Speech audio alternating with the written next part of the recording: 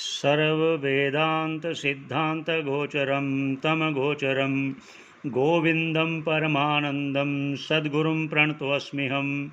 ओम शांति शांति शांति। भगवान की असीम कृपा से हम लोग विवेक चूड़ामणि पर सरल व्याख्या करने का प्रयास कर रहे हैं। जैसा कि भाष्यकार ने पहले स्थूल देह के बारे में कहा, अब भाष्यकार सूक्ष्म देह के बारे में कहने जा रहे हैं। सूक्ष्म देह, तीन देह कही गई हैं: स्थूल देह, सूक्ष्म देह और कारण देह। स्थूल शरीर, सूक्ष्म शरीर और कारण शरीर। इसके बाद आगे कारण शरीर बताएंगे। अभी सूक्ष्म शरीर का वर्णन कर रहे हैं भाष्यकार। आइए शुरू करते हैं।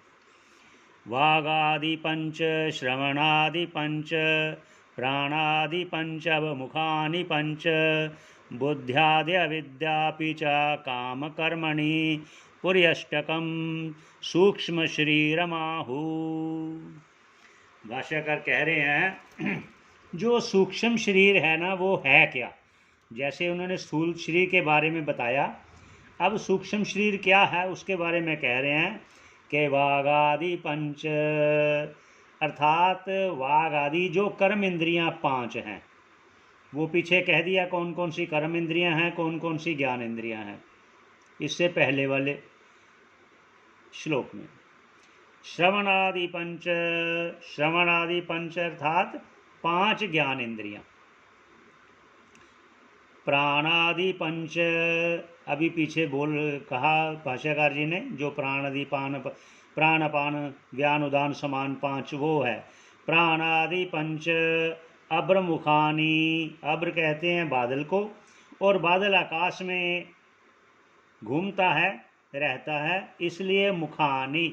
अब्र मुखानी अर्थात जो आकाश आदि पंच है उसका कहा पंचभूत। पंचभूत ये कहा। आगे क्या कह रहे हैं? बुद्ध्यादि अविद्यापि, और कह रहे हैं कि बुद्धि आदि अंतःकरण, बुद्धि आदि अंतःकरण चतुष्टय, अंतःकरण।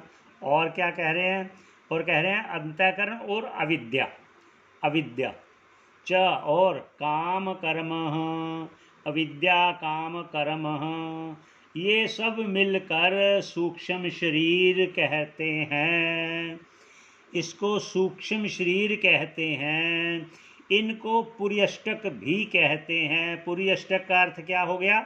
पुर्यष्टक कहते हैं जो 8 समूहों से बना हो। कौन कौन से समूह है? जैसे कर्म इंद्रियां हो, ज्ञान इंद्रियां, पंच प्राण, पंच जो आकाश आदि हैं, महाभूत हैं, अंतःकरण, विद्या, काम और कर्म, ये मिलकर। और इसको कैसे कहा उन्होंने? 8 का वाग आदि, ये आ गया कर्म इंद्रियां, 1 2 ज्ञान इंद्रियां, 3 प्राण आदि, 4 ये आ गया पंचभूत। तो 1 2 3 4, ये पांचवा आ गया अंतःकरण, अविद्या, 6 7 काम, 8 कर्म। ये सभी को मिलकर पुर्यष्टक देह कहते हैं, सूक्ष्म शरीर कहते हैं। इसको कहीं कहीं पर लिंग देह नाम से भी कहा गया है, कहीं कहीं सूक्ष्म देह में कहा गया है नाम से, और कहीं कहीं पुर्यष्टक नाम से भी कहा गया है। यहाँ पर वर्णन करने का अर्थ कि कहीं भी जो आगे शब्द आए तो आप उसको समझ सको। पुर्यष्टक क्या है, लिंग देह क्या है, सूक्ष्म देह क्या है, ये एक ही का पर्यायवाची शब्द है। तो भाष्यकार आगे क्या कह रहे हैं, आगे चलते हैं। भाष्यकार आगे कह रहे हैं इदं शरीरं शृणु सूक्ष्म संगितं लिंगं तु पंचीकृत भूत संभवः सवासनं कर्म फलानुभावकं स्वज्ञानतो अनादिरुपाधि आत्मनः। ये आगे सूक्ष्म देह को और विस्तार से कह रहे हैं कि इदं शरीरं शृणु सूक्ष्म संगितम, जो सूक्ष्म नाम वाला ये शरीर है उसको सुनो। लिंगम, लिंगम अर्थात ये जो सूक्ष्म है, तू अपंचीकृत भूत संभवम। ये जो लिंग देह है ये तुम निश्चित रूप से समझो अपंचीकृत जो पंचभूतों से उत्पन्न हुआ है। आगे किन किन से क्या क्या हुआ वो भाष्यकार स्वयं कहेंगे, तो यहाँ उसका विस्तार नहीं करते।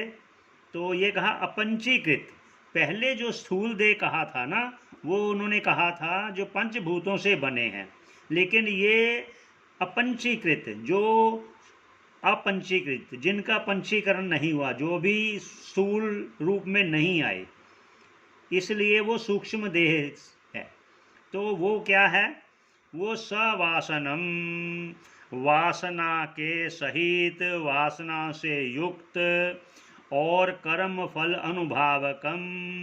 जो पीछे कह दिया कि ये स्थूल देह कर्मों के अनुसार अपने किए पूर्व जो कर्म हैं उनके अनुरूप देह मिलता है। स्थूल देह जो आप पहले कह आए हैं पीछे कि वो मोटा है, पतला है, नाटा है, गोरा है, काला है, वो लूला लंगड़ा, जो आँख से रहित तो या जैसे भी वो कर्म के अनुसार हुआ उसका वर्णन करके आए हैं। अब ये कह रहे हैं कि ये वो कर्मों का फल का अनुभव करता है।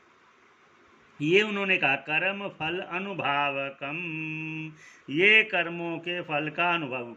आगे बताएंगे किस प्रकार। स्व अज्ञान तो क्यों करता है, अपने रूप को ना पहचानता हुआ। आगे अपना रूप भी बताएंगे क्या स्वरूप है, किसको नहीं जानता वो भी कहेंगे।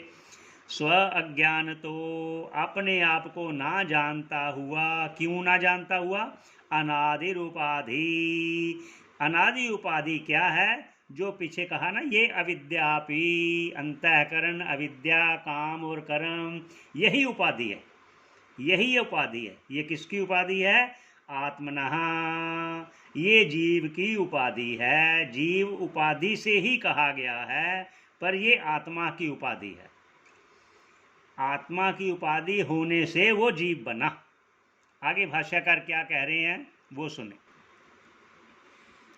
जिस प्रकार पहले भाष्यकार ने स्थूल देह का कहा उसका काम क्या है सभी बताया, अब सूक्ष्म देह का आगे वर्णन कर रहे हैं और कैसे उसका पता चलता है, क्या करता है।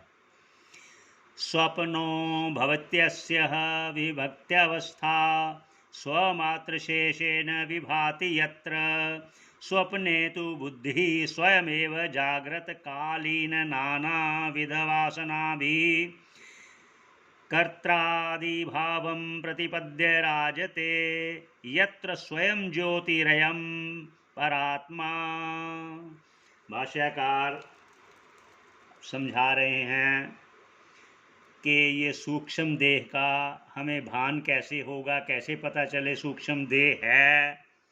ये तो आप बातों में आपने बता दिया। अब स्वयं भाष्यकार कह रहे हैं किसी के मन में शंका आए तो उनकी शंका निवारण करते हुए कह रहे हैं कि हम कैसे जाने कि सूक्ष्म देह क्या है, कैसे है। तो स्वप्नो भवति यस्य, ये सूक्ष्म देह जो है ये स्वप्न में भान होता है, विभक्त्य अवस्था।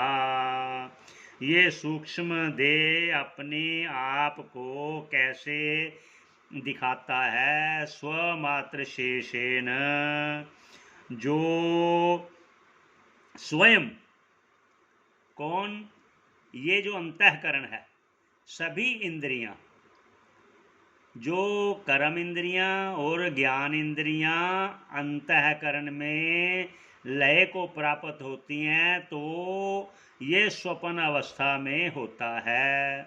विभाति यत्र, जहाँ स्वप्न में उसका भान होता है, यत्र स्वप्ने, वो स्वप्न में, तू बुद्धि स्वयमेव, तो वह बुद्धि और मन जो अंतःकरण है वह ही जागृत कालीन नाना विध वासना भी, जो जागृत में देखा सुना अनुभव किया खाया पिया मिला, जो भी जागृत में गतिविधियां हुई उनके वासना से अर्थात उनके संस्कार से, जागृत के संस्कार से स्वयमेव ही कर्त्रादिभावं प्रतिपद्यते। तो उस अवस्था, कौन सी, जागृत अवस्था, जागृत अवस्था के कर्ता आदि वो भोक्ता आदि कर्ता और भोक्ता ऐसे भाव को जो जागृत में उसने अनुभव किया उसकी वासना से प्रतिपद्यते राजते यत्र स्वयं ज्योतिरयं परमात्मा। यह जो आत्मा है वही स्वयं ज्योति साक्षी रूप में वहाँ वो सब का भान करवाता है अथा भाषित करता है।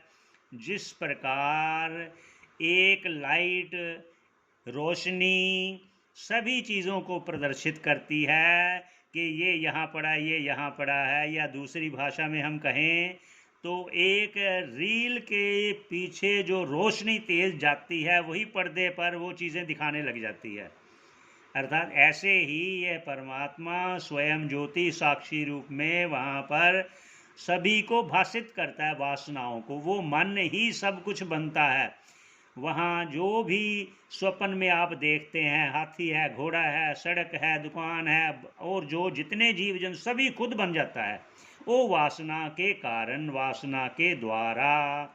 उसमें दो चीज़ें उसमें कारण बनती हैं, एक वासना और निद्रा।